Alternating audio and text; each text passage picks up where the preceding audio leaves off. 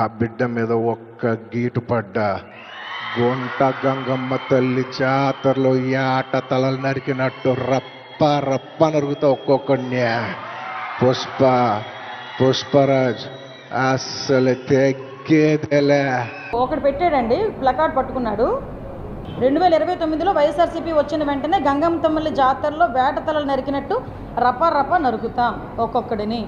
ఇది వాడు కింద జగన్మోహన్ రెడ్డి ఫోటో వేసుకొని చూడండి ఒకసారి. మీకు కాల్ పంపించమంటే పంపిస్తాను.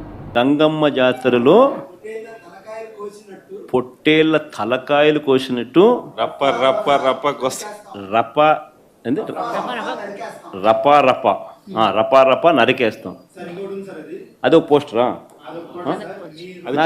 అదే సినిమా డైలాగ్ అనుకుంటా స్వామి. యా సినిమా డైలాగ్? పుష్ప 2 సార్.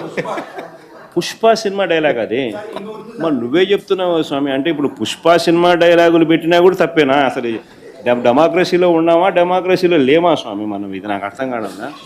అంటే పుష్ప సినిమా డైలాగులు పెట్టినా తప్పే, పుష్ప ఫోటోలు పెట్టినా తప్పే, గడ్డ మిట్టనే తప్పే, గడ్డ మిట్టనే తప్పే. ఏంది స్వామి ఇది? ఏ ప్రపంచంలో ఉన్నాము? ఇదంతా డెమోక్రసీలో ఉన్నామా, డెమోక్రసీలో లేమా?